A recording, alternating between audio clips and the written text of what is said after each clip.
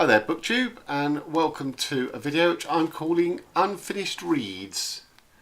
So you'll see quite a few of those are chunky, and for one reason or another I haven't finished them, and I just wanted to go through them today and to get your opinion whether I should sort of plough on through, pick them up again and plough on through to the bitter end. So just to say in general, I don't really not finish books. I do sort of plough on to the bitter end. But these are a few of the books where I have put them down with the intention of going back to them, but I realise a lot of these I put them down a long time ago, and should I just hold my hands up and be honest and say I'm never going to read these and file them away in my shed outside, or should I keep them to hand thinking that no, I will go back to it? So, you know, I'd welcome your opinion if you've read any of them as to whether you think it, as I say, it's worth me sort of picking them up again and pushing on through. So the first of them is The Piano Teacher, Elfriede Jelinek, who's a Czech writer, a Nobel Literature Prize winner as well. Now, the problem I had with this book is a problem I had with a Polanski movie starring Deneuve. I can't remember which movie it was, but I've sat down to watch that movie on 3 different occasions. And on all 3 occasions, I've got to the same point in the movie and not being able to go any further. I've just switched it off. There was something about it which to this day I can't really sort of pinpoint what it was. But it was so interesting that it's the same point in the movie each of the 3 times. And the point at which I switched off, I don't think it was that particular scene. I think it was just the build-up of the movie up to that point. And this is similar.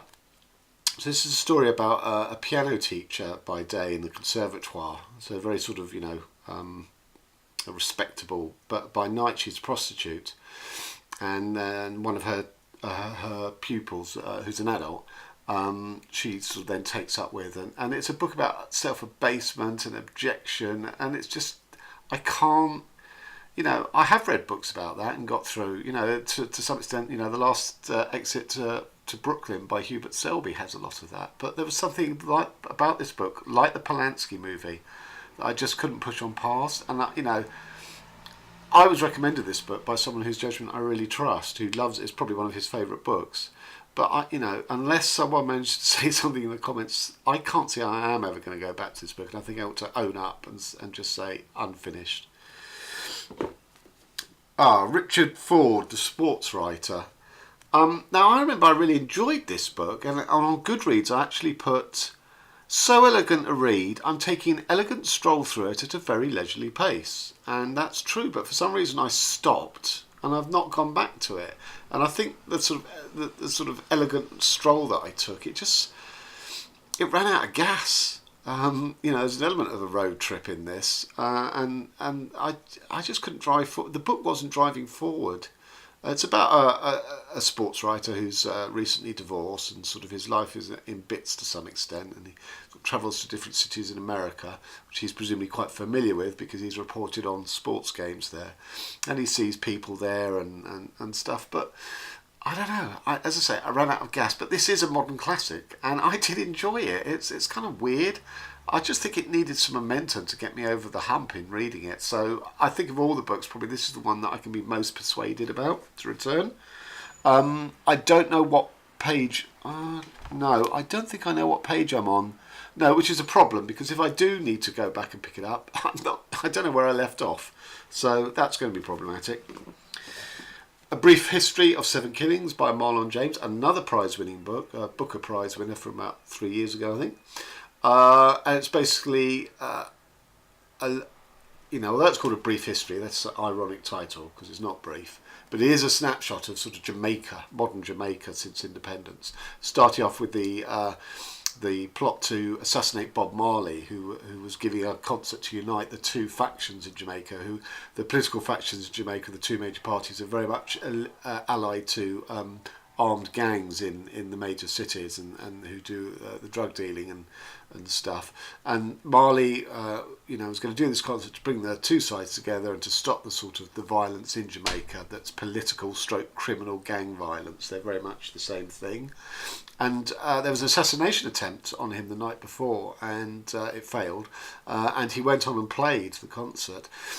But the book is about that plot, and then about the sort of revenge on the people who tried to assassinate Marley, and that's as far as I got, because that was kind of interesting. But then it goes beyond that, because these things still have ramifications. You still have the political violence, you still have the gang violence in Jamaica, but it was just too much. Even though he was doing different things with a sort of polyphonic voices, each chapter is given to a different voice. It was just too much. It was like moving through sludge. So I enjoyed the first bit, but I didn't get the sense that after the whole Marley stuff, that it was going to go anywhere different, which is kind of the point, because of course Jamaica is stuck in the same rut of sort of perception and thought of certain of its populace. But again, I can be persuaded. So this is a 670 page book, and I got as far as page 395, so over halfway. Next one, Richard Sennett, Palais Royale. Now, I can't remember how I came to this, but I remember I read a really good review of it, which persuaded me that this was going to be extraordinary. And I read it.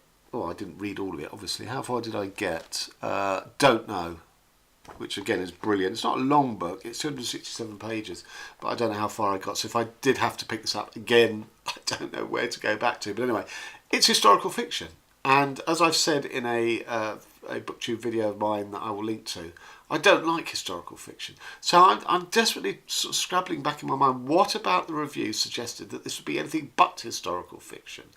So I doubt very much I will pick this up again. It does describe the sort of the pageantry stuff really well, really lusciously, but that's not enough, I'm afraid.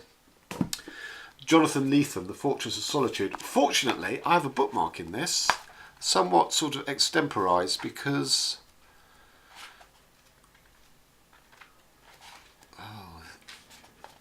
it's a bit of newspaper torn out.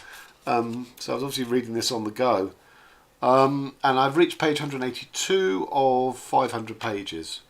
That's ironic, because I think the receipt when I bought it is in the back, so I could have used that as a bookmark. But anyway, I love Jonathan Lethem, and this is his first sort of serious literature work, if not his first book altogether, because he sort of started off, I think, writing genre like science fiction stuff, which I haven't read any of.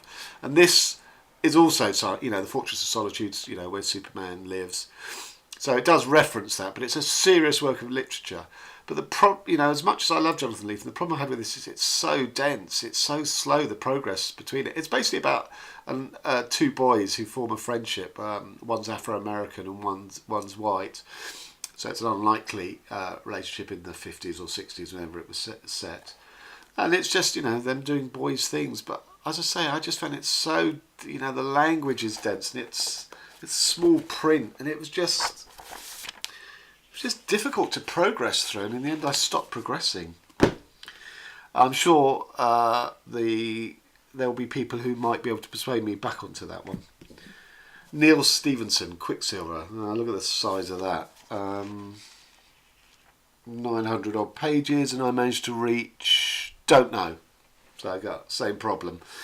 I love Neal Stephenson's Snow Crash and Cryptonomicon, which were sort of, techie, sci-fi books. They were great. And then I came to this, which again, unlike, like that other one I described, it's historical fiction and of very little interest to me. Despite, I remember there was a really good scene about, there was a trading ship that was in harbour in a bay in I think in Boston or in Massachusetts.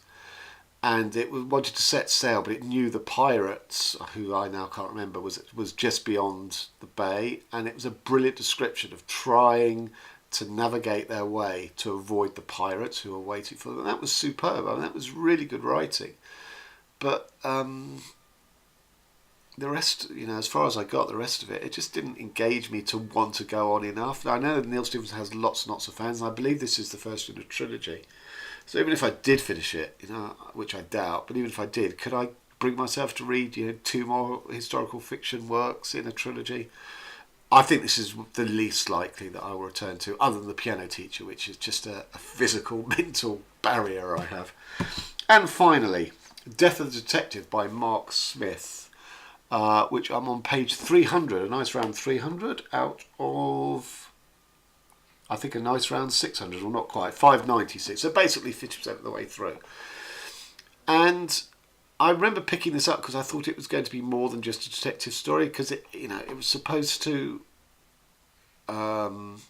represent the city of Chicago more than the detective story that it was dealing with, in the same way that Robert Coover's Noir, it's all about the city in which the crimes take place, even though that city is not specified in the Coover.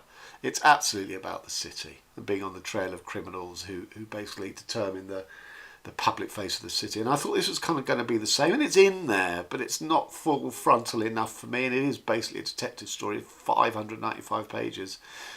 And I gave up, I'm afraid.